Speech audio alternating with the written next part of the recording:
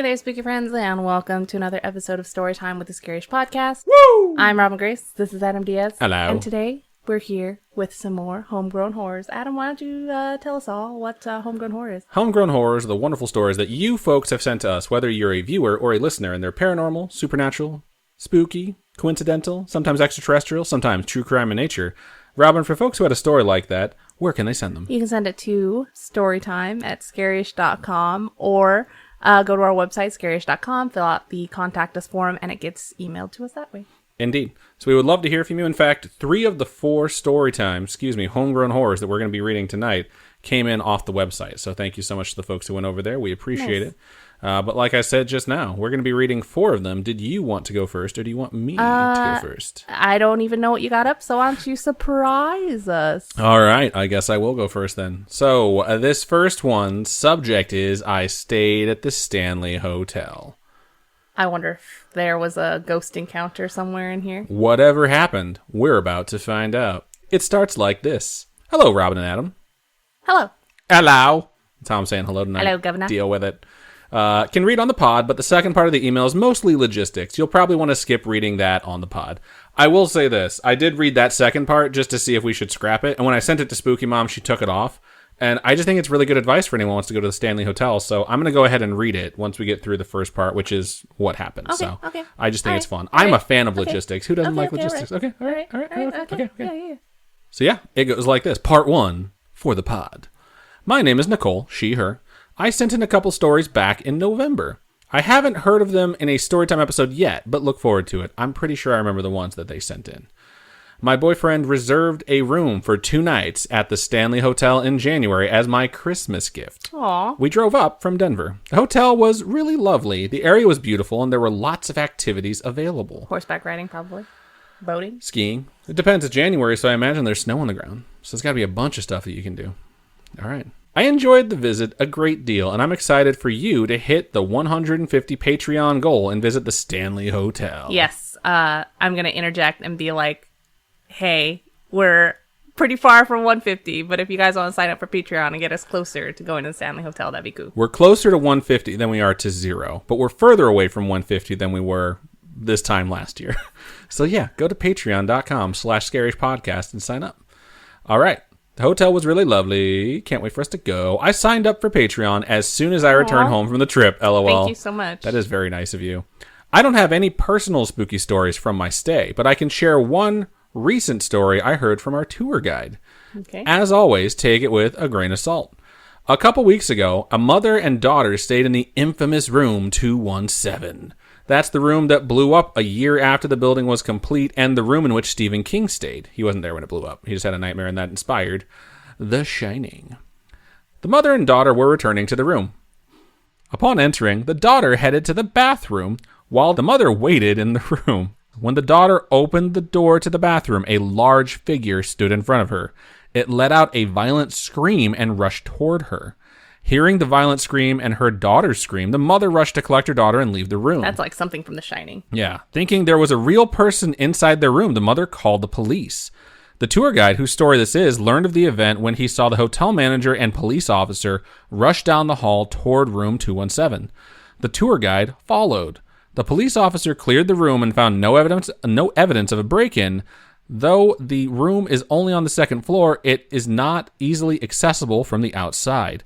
There's no balcony, and the window to the bathroom is more of a porthole than a standard window. Maybe it was an angry ghost, or maybe it was a real person. Either way, it's creepy. Bit of an aside here, but worth mentioning. Here's a pro tip for those of us that are hide under the cover types rather than tell the ghost to fuck off types. Wear an eye mask when you sleep. If you wake up in the middle of the night, you won't see spooky shit when your eyes are adjusting and trying to make sense of the space around you. I haven't had sleep paralysis since I started wearing an eye mask at night. Interesting. You know what would be even scarier, though, is if you had an eye mask on, and when you open your eyes, you still saw something, you know? Like I was waiting, like tapping its toes, waiting for you to take off your eye mask? No. Like, come on, bro. You open your eyes, and... Oh, you're hallucinating onto the darkness? Yeah. Okay. Yeah, that would be scary for sure. Follow up on the story I sent back in November about my dad's heart surgery. It was successful. Yay! He is recovering well. I hope you can make it out to Colorado soon. I hope you all, including Spooky Mom, are doing well. I think I speak for all the listeners when I say we appreciate all the hard work and long hours you put into the podcast. Thank you, Nicole. Well, I'm going to read the second part. Even though you said it wasn't that exciting, I love logistics. So part 2, a few tips for when you visit. Be sure to avoid the Aspire building. It is brand new. The Stanley and the Lodge were built in 1909 and 1910, respectively. So if you're looking for that like spooky encounters, you're going to want to go to the other ones, not the Aspire. Got it. A tour guide mentioned the music hall is still actively used and podcasts have been recorded there in the past. I believe that. Might be a great place to record and have a meet and greet. We would totally do that if we hit 150 patrons. The Stanley offers a variety of entertainment: day tour, night ghost tour, paranormal magic show, seances. I want a paranormal magic show. It's like 2 things that I like in one thing. I love magic and I love paranormal shit. It's like, who invented this? Paranormal magic show? Sounds very interesting. Oh, also, dude. Music events and more. While visiting, we went on the day tour and the paranormal magic show. I'd recommend both. They were very well done. Day tour. You get a bit of historical context, learn about the founders' lives, actually very interesting people, and some ghost stories. Definitely ask to see the tunnels under the property. You can't go in them, but you can get up close and peek. I attached pics. Paranormal magic show. We went to Aidan Sinclair's underground show. I describe this as an illusion magic show with credit going to the paranormal rather than the magician. I appreciated the magician wasn't trying to terrify people, more scary-ish shock and awe. The Lodge has a breakfast restaurant called Brunch & Co. The food was excellent. There's a lunch and dinner restaurant in the Stanley. While the food was very good, it was overpriced and would have been just as happy to eat in Estes Park. I assume any food at the hotel is going to be overpriced. It's like when you go to Disney, the food is okay, but that shit is overpriced. Pricey as fuck. The main street in Estes Park, with shops, restaurants, and a grocery store, is less than a mile from the Stanley Hotel and an easy walk. Parking sucks, so I wouldn't recommend driving from the hotel to the main street.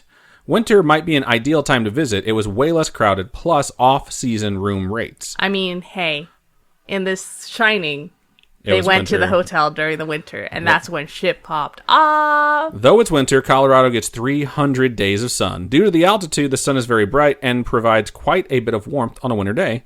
And finally, the town of Estes Park is only 20 minutes from Rocky Mountain National Park. It's a great opportunity to check out a national park. Pretty cool. That's good stuff. I'm glad we read that because for folks that want to go to it, that's like all really good stuff to know. So thank you one more time, Nicole, for sending that in. We sincerely appreciate it. Yeah, thank you so much. I definitely enjoy going to national parks too. Same here. Yeah. So checking out the park ranger. I would really like to go to the Stanley Hotel. We would 100% record while we were there. It would be cool to do a meet and greet. I think that would be like a huge goal for the pod. But it's like, Patreon has patron ebbs and flows. Some people like have to back out. Some people change their levels. Then with someone get an influx, stuff like that. So it's kind of hard to like push up into that 150 space. Yeah. But if you're listening, we always put it at the end of the show, but I mean, it's $1 to sign up, 4 quarters. You get early access. You get no ads. It's a pretty good deal. $3, you get to boss us around and tell us what to do every now and then when we put up a poll like we just did like 2 episodes ago. So consider it. All right. So this next email is from Steve, and the subject is Dark Oak.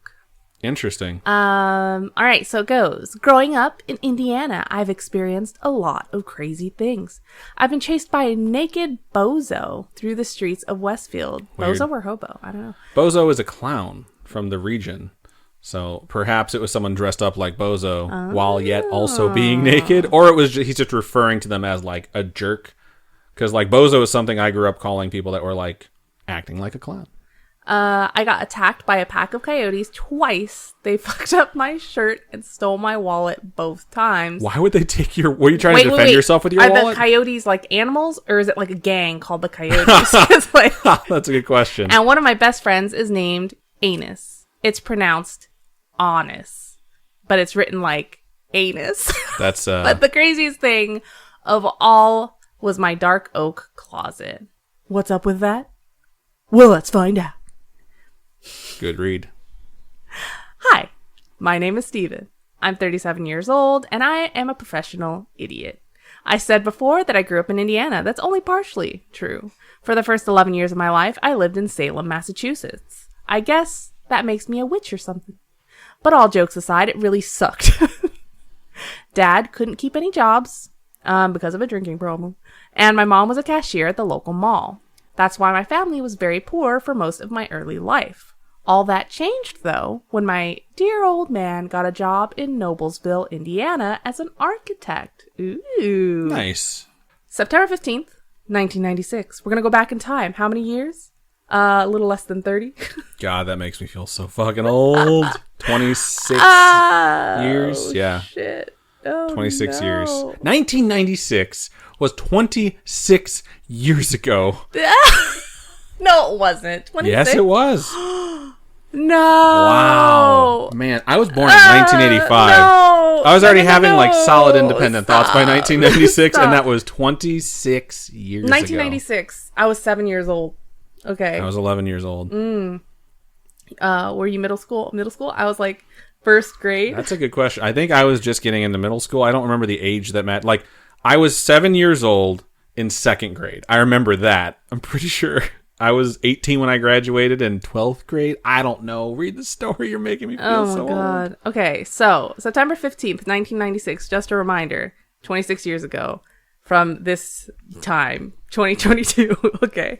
So my dirt poor family and I just recently moved into this new house. It's a pretty neat house and miles better than the tiny poop shack we used to live in. What the shit?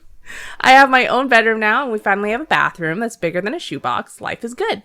I've already found new friends, and one of them is called Honest, which is supposed to be very funny because it's spelled like anus. I really like it here. That's probably what I would have written in a diary if I had one at the time. Life was dope. Just me and my friends driving around on our bikes all day and picking fights with the local bullies. Wow. You guys sound like the kids from freaking It. Yeah. I've gotten beaten up so bad so many times. It's nothing but a miracle that I don't have any brain damage. Well, anyways, like I mentioned before, we moved into this fresh, dirt cheap new house near Noblesville. Now, this house was great. It was spacious, already furnished, and only a third of the usual house price. A real steal. But why was it so cheap? It's obviously haunted. Sounds like the beginning of a horror movie. Dude, if you're looking at a house that looks good, it's got a good foundation, there's nothing seriously wrong with it, and they're selling it for a third of the price it should It's be. haunted. Something has gone terribly wrong in that house. Okay, so just because the original owner murdered his whole family and himself behind its walls. Wow. What the what? If that isn't a perfect setup for a haunting, I don't know what is. The thing was, we had absolutely no money, so we couldn't really turn the offer down. This is a horror movie, straight up. Like, this is the beginning of so many horror movies. Like Haunting in Connecticut, it's like they rent that house because it's dirt cheap and they need it. My question is, did he murder them behind the walls? Did he like, hey, do you guys want to come behind the walls with me? Or did he kill them and then hide them behind the walls? No. Because were they found? I imagine, yeah, he murdered them and then hid them behind the walls. Okay. That's how I would. He wasn't like, hey, you guys, check out this space behind the walls. Blah. I thought he was like behind the walls, like he had like a crawl space, like where Bruno lived or whatever. And he's like between the walls, like, hey, like so and so, come here.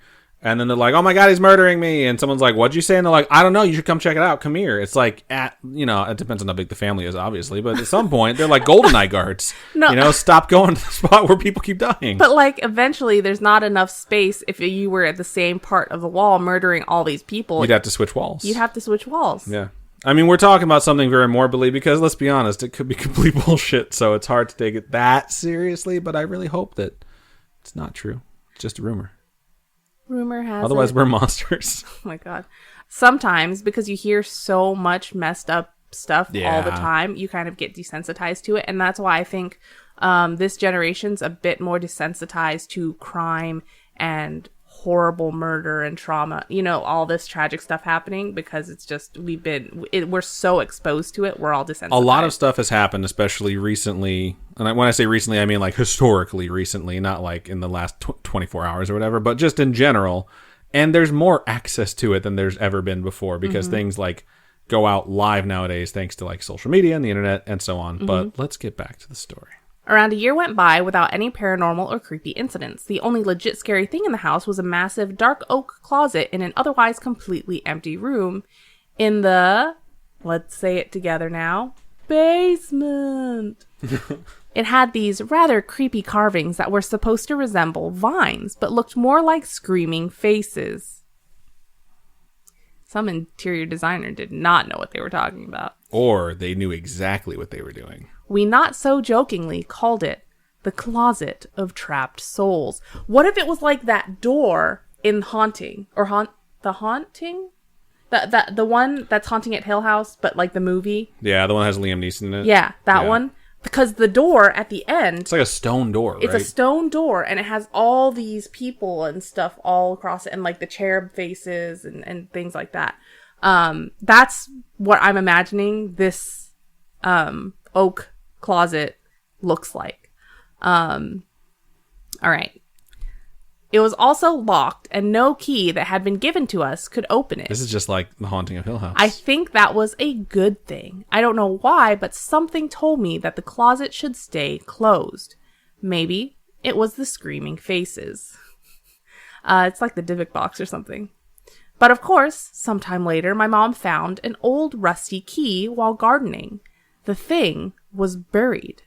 So she should have just left it there. My dad tried it out on the closet, and boom, shit hit the fan. It was filled with shit? That's so gross. Yeah, it flew up towards the ceiling and just hit the fan. I mean, I'm totally going to leave a closet that's really creepy in a house when I move out from now on and have it loaded with hydraulic shit where when you open the door, it just shoots directly at where I have the fan placed. The closet itself was completely empty, but as soon as it was opened, the entire room filled up with an absolutely putrid smell. I can't really describe it. It was just vomit-inducing. Everyone just ran upstairs and started gagging.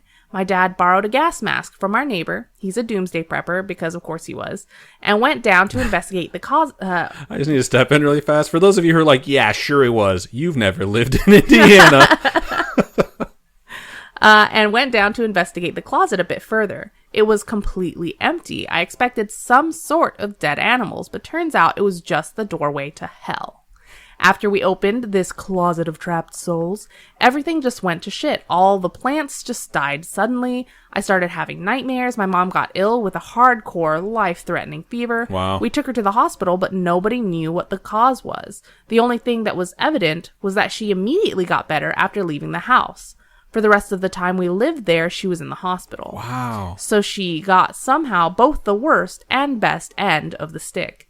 This all happened within 2 days after we opened the devilish thing. So, 2 days, and it only got worse. My completely fine and healthy hamster just died, and I started hearing whispering from the basement. The whispering thing is creepy, but like hamsters, those things like live like 3-4 days. They have like the lifespan of like a bug. No. No. Hamsters live longer than that. Mine didn't. But I'm just imagining that one TikTok where the girl takes her hamster and like rubs her eyes. oh, wipes her eyes with it. That's such a weird challenge. Whispering that sent chills down my spine, made my ears tingle and head spin. Whispering in tongues that I couldn't understand. But the worst thing of all were the nightmares. I usually don't dream, or at least I never remember them. But these nightmares were different. Basically, it was just one nightmare that I had over and over again, and I can't remember it to this day. I stand in front of the closet and I feel it calling me. Even though it has no mouth, it screams. It screams so loud. Then the door slowly opens and I hear the whispering again. It drowns out the screaming and I slowly walk towards the closet. I look into the pitch black darkness inside of it and hear bells ringing. Even though I know I shouldn't, I look up and on top of the closet sits a demon. Twisted horns on its head, dark fur all over its body, and a face distorted into a silent grin. It has bells on its hands and it rings them as it pushes me into the closet.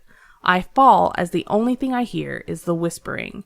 That's kind of like the scene from The Conjuring where The chick's on top of the... where she goes to the closet to play the hide and seek game, right? She's going to the closet to figure out what's in there, and then she looks up and it's the witch. All right. And that was his dream.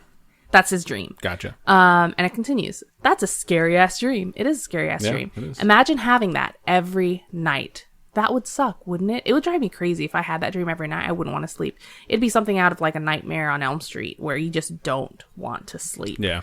But despite all that, we still lived there for another 2 weeks. I don't know why we didn't leave earlier. Probably because your parents were broke and they were like, we have no way to escape. It's very hard to abandon a house that you just moved into. Right. You understand that more the older you get. We probably just didn't want to abandon everything we built up, or maybe the closet didn't want us to leave. Whatever it was, we couldn't just go.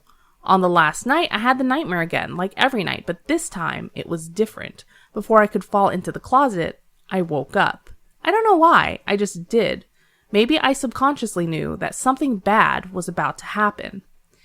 Now it gets crazy. I wasn't in my bed anymore. I laid in front of the closet and, I swear to God that's true, could hear a pair of bells being rung from within.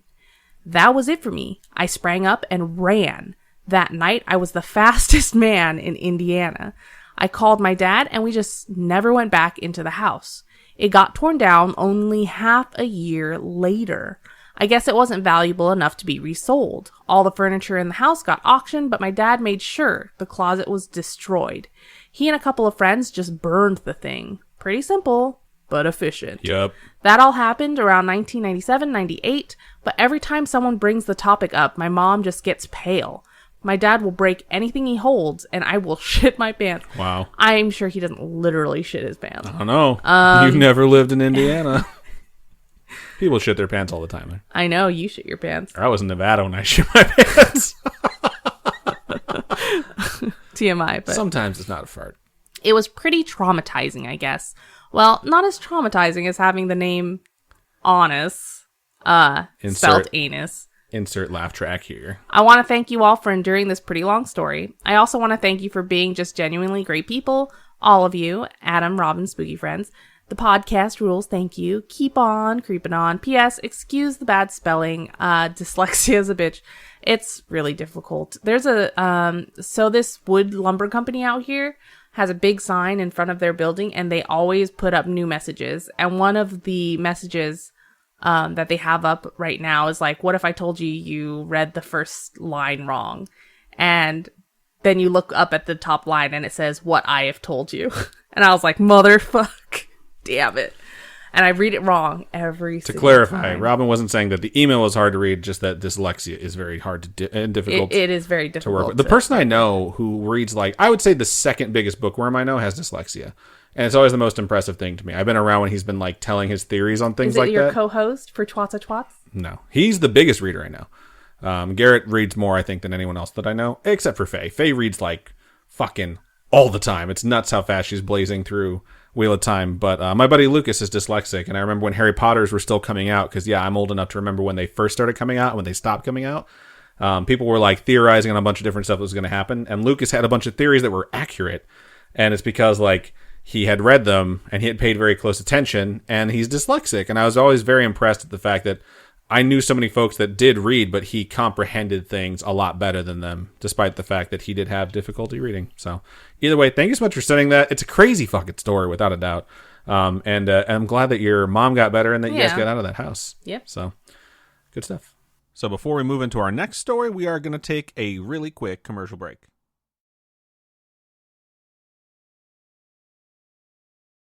And we're back. All right, so I'm going to go ahead and move on to my next email. And this one is from Luke, and its subject is one-time sleep paralysis with odd day after. And it goes like this. Hi. Hello. Hello. My friend Emma, in parentheses woo scarish, loves your podcast and has been talking about Scarish for what seems like years. Shout out to Emma. Thank you so much. Thank you so much. We haven't seen you guys around in forever. It's been a minute. I mentioned this to her, and she recommended putting it here, and now I'm wondering if anyone else has experienced this. To begin, I've never had sleep paralysis before, and the idea of it freaked me out. A few weeks ago, I quote-unquote woke up and saw a figure of a man looking down at me wearing a round-brimmed hat. That's weird. Yeah, almost, but not exactly, like a cowboy hat. I tried to sit up before I realized I couldn't move, but thankfully only freaked out for a few moments before remembering that there was no way this was possible. Is it kind of like, maybe it was kind of like those hats that you see when you go to Amish communities? Yes, that's exactly what I'm picturing. I'm picturing them, that show on Amazon, the horror show, like that super evil demon dude who had the wide hat. Okay. That's what I'm picturing when I'm reading this, which is terrifying. Anyways, they realized that this wasn't possible because my dog would be freaking out if there was a stranger in the house, my mom has security cameras, etc. I took a few deep breaths and began to slowly move my fingers. When I was almost fully, quote unquote, out of the paralysis, is this the right phrase? Feel free to change it. If not, I think that works. The man turned and walked into my wall. I immediately turned on the light and stayed up until morning. The next night, I went out with a friend. I wouldn't just stay there. I would wake whoever else up that I could. Like, if I was by myself, I would call someone. I've had that before where I haven't felt comfortable in my own house. So I call a friend and I'm like, I'm coming over. And even if that's walking, I've walked to my friend's house at like 2 a.m. before. That's more terrifying to me than staying in a haunted house than walking in the darkness. But I guess whatever you need to do to feel more comfortable, yeah, I totally understand it. So, all right, the next night I went out with a friend, in parentheses, let's call him Lucas, to our local downtown area. Did you add the name Lucas or? It says it right fucking there. I can't read it. I don't. You always yell at me for reading ahead. Now when I don't That's why I'm read like, why are you asking me? It's right there. We live in a pretty populated suburb, so we chose a lesser known place. When we got there, there were maybe 10 others inside. We sat at the end of a bracket-shaped, like the bracket on a keyboard, bar for at least an hour when we ran into a friend I hadn't seen in a few years. Let's call him Sean. We were in a position where we could see anyone that approached or left the seating area. Something internally told me to mentally leave the conversation between my friends and look across the bar, where I see a white guy with a short, stubby black beard and a black-brimmed hat waving at me. I text Lucas, in parentheses, not wanting to interrupt the conversation, and ask if the man in the black hat is real. I wanted to see if my mind was making things up, was messing with me, which it never has. For reference, I had told Lucas about my incident from the night prior. He glanced up and gave me a thumbs up. I shrug it off, but for the next 10-ish minutes, the man in the hat stands alone at the other side of the bar, waving and smiling at me. He eventually makes his way over to my end of the bar and approaches us, asking Lucas if I was his girlfriend. For the record, we aren't seeing each other, but Lucas knew the drill. He lied and said yes, I was his girlfriend. The man in the hat nods his head, then asks if he can give both of us a high five, which is probably the strangest thing I've ever been asked in a bar. Wanting the situation to be over, I agree, and the man in the hat gives Lucas and I high fives and leaves. The man makes no indication that Sean is also next to us and very obviously part of our group. I never saw the man in the hat enter the bar, but I did see everyone else enter. While Sean orders another drink, Lucas makes a remark about that guy, quote, coming out of nowhere. I confirmed that he saw him before when I had texted him if he was also seeing a man in a black hat. Lucas says he did, but it was a black baseball cap in the table area of the establishment, not at the bar. I excuse myself for a moment and look down the street, and I don't see the man in the hat. The next week, I slept with my bedside lamp on. I haven't had sleep paralysis since, and I hope I never do. Have any other listeners had one-time paralysis followed by an odd encounter like this? That's freaking terrifying, dude. The worst part is that when you texted him, he thought you meant someone else. Yes. He wasn't talking about the person that he eventually did see and took a high five from, so you knew he had some sort of like corporeal form. Unless he's like using his Patrick Swayze energy for high fives rather than anything else. But it's just so creepy that someone that looks so similar to what you saw that walked into your wall during sleep paralysis wound up showing up the next day while you were still basically like doubting your sanity because things were so rough, and that other people had the experience as well. Let me put it this way.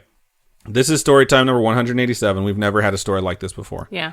So it's creepy. People have had sleep paralysis. People have hallucinated significantly more awful things than what you saw, which I'm not discounting the fact that your shit was absolutely creepy, but an experience that sort of spilled over into the next day that had this sort of like weird, strange, paranormal, ghosty vibe. Yeah, I've not read about this before. So probably a good idea to, I don't know, maybe burn some sage. Wouldn't hurt. Just wear a necklace of sage that's always burning. Can you put an incense holder around your neck? I think that's what priests do, right? And they just like shake it, and every now and then like smoke comes out of it. Maybe get one of those. So, or just anything that you feel like makes you feel safer. And definitely, I don't know, if you ever see it again or have something like that happen again, get on the phone with someone immediately so that, you know, you don't feel isolated or alone. Yeah. But that's my advice, but I can say that I have not heard a story like this before. So if anything happens, feel free to follow up with us because we are all very curious. And we're all invested in your safety now because you've reached out to us, and Spooky Friends group is just a big family. So Thank you so much for writing that in. And shout out to Emma for advising you to write that to us because I'm happy you did. Yeah, absolutely. All right. So, my final story of the episode that Adam almost fucking skipped. I forgot we had 4. My bad, dogs. All right. So, this last story of the episode is from Zachary, and the subject is, quote unquote, imaginary friend. Hey. Hello. Sup? I'm currently on episode 14, which is like the beginning of the podcast. Indeed I know. it is. But I found you guys on Spotify. Shout out to Spotify. I listen on iTunes/podcast app now, and you guys have come with me through my job hopping adventures from warehouse work to after hours office cleaning to now my commute to a cow farm. Nice. Dang, dude, that is... A lot of changes. Yeah. Anyway, I heard on one of the episodes you guys mentioned the concept of imaginary friends. I wanted to reach out and tell you about my imaginary friend growing up. Hell yeah. Since I was able to speak, I had a male imaginary friend. We seemed to do everything together, and he never did anything to wrong me. Eventually, my mom asked young me questions like, well, what does he look like? And what's his name? His name was Ben, and my mother was grief-stricken. I had an Uncle Ben, who was extremely excited for my birth, even guessing the gender, which was girl, assigned female at birth things, eye color, and even closely guessing my weight. He unfortunately passed away after a tragic collision with a semi a month before I was born. His car drifted out of his lane and ended up under the trailer of the semi, taking the roof and everything else off with it. I visited his grave often growing up after that, and when I feel a warm spirit, I still assume it's him. P.S. Love you both. It's been great to listen from episode 1 and hear how excited you both get as you grow the podcast. Oh, thank you guys so much. I feel like we should re-listen to our own show. There's a lot of episodes I don't think we've ever listened to. I've edited all of them, but it'd be nice to have a trip down memory lane. We used to listen to every episode, but now I don't want to hear my own voice, you know? Now only I listen to every episode, and even then it's different. But either way, in regards to your story... this sounds kind of like a guardian angel style thing. Right, yeah. I think we've had more of those when people reach out to us about imaginary friends than we've had about just like some random person. When people describe an imaginary friend, they're like, and someone in my family knew someone just like that. Yeah. Who passed away very close to my birth. I want to know if he was like an adult, you know, in his, like what he looked like when he passed away, or if he reverted to like a child form. I don't think it sounds like it was a grown-up to me. That's just how I interpreted it. But I don't know. That's a good question. I think that was just an assumption that I made based off of like depictions of imaginary friends that I've seen in media and stuff like that before. Okay. So either way, very interesting. Thank you for sending that in. If you want to send us more details as well, we'd love to hear it because it is definitely something that is very much piquing our curiosity since the beginning of the show till now. Imaginary friends, are really interesting. Did you know I read a book? It was... Green Eggs and Ham. No. I fucking love that book. Do you? Yeah, I really do. There was a book that I read about a girl. It was about a girl and her imaginary friend. And then she grows up. And I guess her imaginary friend goes away. And one day, she sees her imaginary friend. And she's an adult, you know. And she sees her imaginary friend. And... The imaginary friend is an adult? When she was a kid, it was an adult. And then she grew up and she saw her imaginary friend. And he was still imaginary, you know? And then they hung out together and all of a sudden, it's like they fell in love with each other. It was freaking weird, but it was cute at the same time. I don't know. But if anybody knows what I'm talking about, it was like a romance book. It was strange. When did you read this? When I was working at Borders. I read a lot of trash. But like... Gotcha. Yeah. And then he ends up like becoming human, like he becomes corporeal and real at some point. It's steal that word for me this episode. Hell yeah. But yeah, thank you so much for your story. Yeah, we appreciate you sending it in and Robin telling us about this weird book she read one time. So good stuff. Yeah, I think that's just about everything that we have for this particular episode of Storytime. Again, if you have a story that you would like to send to us, please email storytime@scarish.com or go to our website, scarish.com, click on Contact Us, fill out that form. It does come directly to us. Or hit us up on any of our social medias. Facebook is facebook.com/scarishpodcast. Twitter is @scarishpod. And Instagram is @scarishpodcast. Robin, for folks who would like to donate to us, how can they do so? You can go to patreon.com/scarishpodcast. Those are monthly donations. Tiers start at $1. At $1 you get ad-free. Ad-free is what it be. tiers go up from there. And we also posted the new rewards that will be sent out to our Badge of Honor patrons and above. So if you want to go check that out, you can. If you're not into the monthly donation type thing, you can also go to coffee, ko-fi.com/scarishpodcast, and those are one-time donations. Nice. So thank you to everyone who watches live, 6:30 p.m. Pacific time, twitch.tv/scarishpodcast, youtube.com/scarish. And thank you to everyone who listens not live. You guys all mean the world to us, and that's just about everything for us. So Robin, why don't you go ahead and sign us out? Keep on creeping on, and we'll talk to you guys later. Bye-bye.